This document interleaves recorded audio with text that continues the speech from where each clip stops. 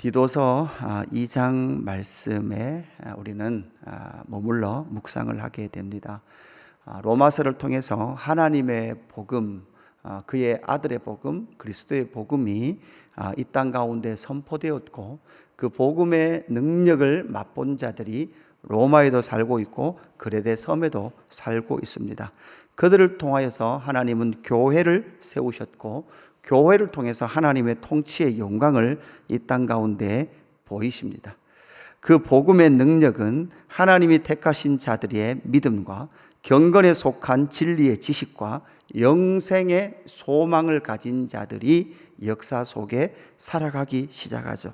하나님이 택하신 자들의 믿음, 하나님이 우리를 택하셨기에 하나님이 우리를 책임지신다는 그 믿음, 경건에 속한 진리의 지식이라 그랬습니다. 그 진리의 지식으로 풍성하여서 오늘을 살아가고 있는 우리의 모든 삶의 근원에 역사가 어떻게 흘러왔는지를 우리는 진리의 지식을 통하여 분명히 알게 되는 것이죠.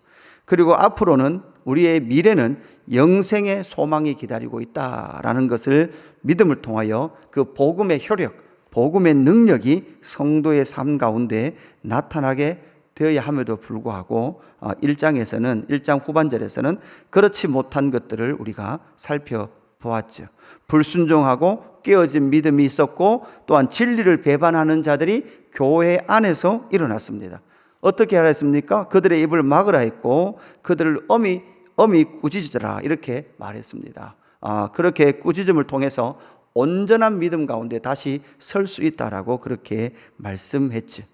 그래서 우리는 끊임없이 말씀을 듣고 이 엄히 꾸짖는 진리의 교회 가운데에서 끊임없이 듣고 도전을 받으며 우리는 진리의 삶을 살아가야 합니다. 이제 2장에 오면 다시 한 번 더 그 바른 교훈에 합당한 삶을 살 것에 대해서 말하면서 각 세대를 향하여서 그렇게 말씀을 이어가고 있습니다. 모든 기준은 장로입니다. 장로에서부터 시작하여서 이제 장로뿐만 아니라 장로만 그렇게 하면 된다라는 것이 아니라 이제 2절에 보니까 늙은 남자, 3절에는 늙은 여자, 4절에는 젊은 여자, 6절에는 젊은 남자, 그 다음 9절에는 종들까지 나타나서 각 세대와 각 직무의 그 삶이 무엇인지를 우리에게 말씀해 주고 있습니다. 여러분, 여기서 우리는 알아야 될 것이 있습니다. 바른 교훈은 어떻게 나타나는가? 바른 교훈은요, 그 능력의 교회를 통해서 나타난다는 것을 다시 한 번 더 알아야 합니다.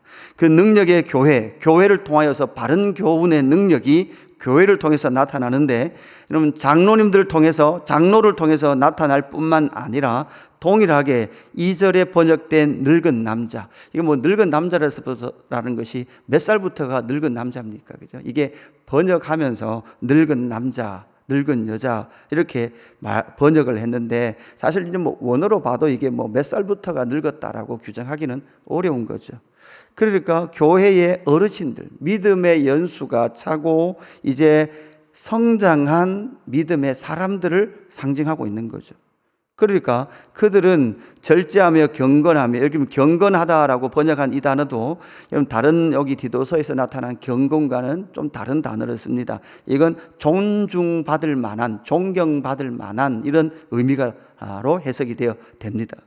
그래서 절제하며 존경을 받으며 신중하며 믿음과 사랑과 인내하며 온전하게 하고 이렇게 말하고 있습니다. 여러분, 이것처럼 장로의 그러한 믿음의 삶의 규정이 있는 것처럼 어르신이 된, 믿음의 어르신이 된 그들의 삶 역시도 이렇게 규정되어지고 열매로 나타난다는 거죠.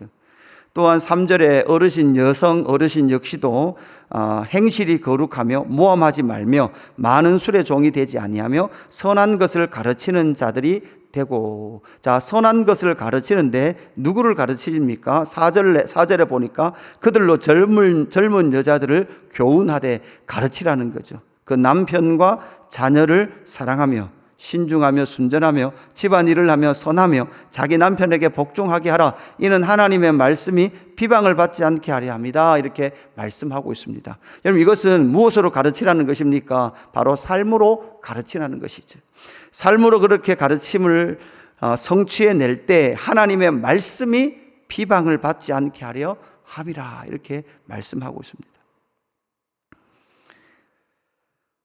또한 이 어르신 남자와 어르신 여자가 젊은 여성도들을 가르칠 뿐만 아니라 6절에 오니까 너는 이와 같이 젊은 남자들을 신중하도록 권면하되, 그러니까 젊은 남자의 가르침이 사실은 제일 길어요. 제일 길게 나타났죠. 7절 범사에 내 자신이 선한 일에 본을 보이며 교훈에 부패하지 아니함과 단정함과 책망할 것이 없는 바른 말을 하게 하라. 이는 대적자로 하여금 부끄러워 우리를 악하다 할 것이 없게 하려 함이라 이렇게 말씀하고 있습니다. 그래서 이러한 바른 교훈의 능력은 교회의 질서를 통해서 나타날 뿐만 아니라 두 번째는 교회의 질서 속에 여러분 모여야 된다는 거죠. 가르치고 배워야 한다는 것이죠. 이것은 서로 가르칩니다. 상호 배웁니다.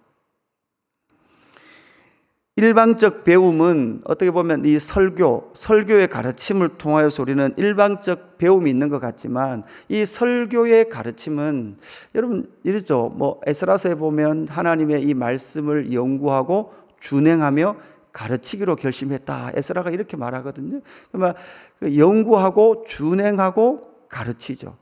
뭐만 없으면 할만하다 그랬습니까? 준행하는 것만 없으면 할만하다는 거죠. 그러니까 가르침의 어려움이 무엇입니까? 가르친 대로 살기가 어려운 거예요. 그 가르침과 삶이 다르다면 우리는 그 가르침의 내용이 진실한가라는 질문, 그 반론을 제기할 수밖에 없는 거죠. 하나님의 말씀, 가르친 대로 살지 못한다면 하나님의 말씀이 비방받는 거죠. 그러니까 이 말씀이 그냥 윤리 도덕처럼 원래 이런 거야, 그러나 우리는 그렇게 못 살아, 이렇게 말한다면 그냥 원론적인 이야기만 하는 것이죠. 그것이 아니라 실제 복음의 효력이, 능력이 선물이 되어 성도 안에서, 교회 안에서 어떻게 나타나는지를 우리에게 선명하게 가르쳐 준다는 것이죠. 그래서 이 복음의 능력이 있는 교회라면 그 복음의 능력이 있는 교회는 교회의 질서 속에서 상호 배우는 교회가 됩니다. 가르치고 배우는 교회가 되는 것이죠. 그것은 바로 말을 통해서만 아니라 이 말씀이 우리의 삶이 되어서 성도의 모범이 되어지고 그 믿음의 대가 이어져서 그 믿음이 끊임없이 대적들로부터 악하다는 비방을 받지 못하도록 그 진리를 수호하는 삶으로 나타난다는 것입니다. 여러분, 진리는 무엇으로 수호됩니까? 우리의 삶을 통해서 수호됩니다. 지켜집니다. 방어할 수 있는 것입니다. 그래서 이 대적하는 자들이 부끄러울 만큼 너희는 살아라 이렇게 권면하고 있습니다. 그뿐만 아니라 종에 대해서 이렇게도 가르치고 있습니다. 여러분, 노예 제도를 인정하고 지지하는 그러한 구절이 아닙니다. 당시 사회 속에 있었던 그것들을 그냥 두고 그 속에서도 너희는 종임에도 불구하고 신실하게 참된 신실성을 나타내라. 그냥 훔치지 말라라는 것은 방어적이죠. 가장 기본적인 거죠. 윤리 도덕을 어기지 않는 정도라면 반대로 모든 참된 신실성을 나타내게 하라라고 10절에서 권면하고 있는 거죠. 사실 우리는 때로는 우리의 삶 역시도 어떤 자들의 종이 되기도 합니다. 그러니까 직장 생활을 하고 누구의 명을 받아서 살아야 될 삶도 우리 삶 가운데 지금 이 시대도 그대로 있죠. 그것처럼 9절 10절에는 바로 종된 자들의 권면까지도 그렇게 나타나면서 바로 교회 속에서 배우고 이 땅 가운데 하나님의 사람들로 나타나게 된다라는 것을 우리에게 말씀하셨습니다. 이제 11절부터 15절까지는 교회가 복음의 능력 가운데 세워지고 교회가 질서 속에 상호 배우게 된다면 이제 은혜의 복음으로 말미암아 새롭게 창조된 교회의 영광을 11절부터 15절까지 다시 한 번 더 말씀하고 있습니다. 여러분, 우리는 알아야 합니다. 이런 편지들 속에서 나타나는 진리의 삶을 살 것에 대해서 말씀하는 그 모든 삶은 윤리 도덕은 가장 기초가 되는 거죠. 이 복음이 윤리 도덕을 어그리면서 가르치지 않습니다.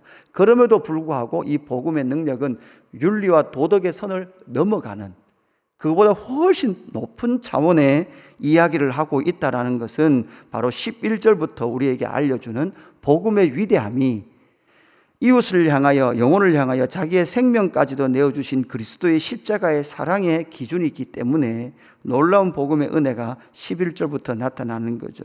11절에 보니까 이렇게 말합니다. 모든 사람에게 구원을 주시는 하나님의 은혜가, 여러분 이게 14절 끝으로 한번 연결해 보면 이렇게 연결이 되죠. 모든 사람에게 구원을 주시는 하나님의 은혜가 선한 일을 열심히 하는 자기 백성이 되게 하려 하심이라, 이렇게 연결이 됩니다. 결국은 하나님께서는 모든 사람에게 구원을 주시는 하나님의 은혜를 통해서 어떤 한 곳을 창조하는데, 한 조직을 창조하는데, 그것이 바로 선한 일을 열심히 하는 자기 백성. 여러분 이것은 구약에서는 이스라엘이라고 했고, 여러분 지금 디도서는 어디다 보내고 있습니까? 그레데 섬, 헬라 지역의 교회에게 보내고 있는 것이죠. 새로운 하나님의 자기 백성을 창조해 가십니다. 하나님의 자기 백성의 재창조로 나타난 것이 교회의 영광으로 나타났다라는 것을 우리에게 알려주고 있는 말씀입니다. 모든 사람에게 구원을 주시는 하나님의 은혜가 나타났다는 말이 무엇입니까? 역사 속에 등장했다라는 것이죠. 새롭게 지어졌고 새롭게 조성되어졌다라는 것을 우리에게 말씀합니다. 그러면서 하나님의 은혜가, 여러분 하나님의 은혜가 무엇을 합니까? 은혜가 무엇을 하여? 은혜가 무엇을 일한다는 거예요. 그죠? 어떤 일을 합니까? 12절, 우리를 양육하세요. 뭐가요? 하나님의 은혜가 일합니다. 우리는 은혜 그러면 뭡니까? 그냥 하나님의 은혜니까 그냥 하나님의 은혜만 받고 그냥 끝난다고 생각해요. 그냥 은혜로 그냥 주시는 거 받고 그냥 은혜를 받았으니까 끝이라고 말하지만, 그 은혜가 무엇을 합니까? 우리를 양육하십니다. 경건치 않은 것과 이 세상의 정욕을 뭐하게 하십니까? 다 버리게 합니다. 뭐가? 하나님의 은혜가. 신중함과 의로움과 경건함으로 이 세상에 살고, 우리는 왜 신중하게 살아야 됩니까? 우리는 왜 의롭게 살아야 됩니까? 우리는 왜 경건하게 살아야 됩니까? 내 마음대로 한번 살고 싶지 않습니까? 내 기분대로 살고 싶지 않습니까? 그러나 우리는 절대 그렇게 살아갈 수 없는 자입니다. 내가 하고 싶은 말 그냥 다 해버리고 그렇게 살고 싶지 않습니까? 그렇게 살 수 없습니다. 왜냐하면 하나님의 은혜가 나타나는 자들이니까. 13절, 복스러운 소망과 우리의 크신 하나님 구주 예수 그리스도의 영광이, 여러분 독특해요. 우리의 크신 하나님 구주 예수 그리스도, 이걸 다 연결시켜놨어요. 그 중간에 어떤 조사도 들어가지 않고 그대로 그 단어들을 모두 다 연결을 해 놓으면서 그 영광이 나타나심을 기다리게 하셨으니, 그 영광이 무엇을 통해서? 바로 하나님의 일을 열심히 하는 자기 백성들. 14절, 그가 우리를 대신하여 자신을 주심은 모든 불법에서 우리를 속량하시고 우리를 깨끗하게 하사 선한 일을 열심히 하는 자기 백성이 되게 하려 하심이라. 여러분 오늘 이 2장 말씀은 사실은 계속해서 반복해서 읽으면 되는 본문입니다. 특별한 해석이 필요 없는 것이죠.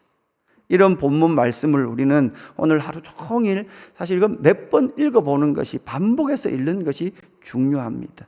반복해서 읽으면서 그 하나님의 은혜가 우리의 삶을 통해서 어떻게 나타나는지, 하나님의 은혜가 선물이 된다 그랬습니다. 선물이 능력이 된다 그랬습니다.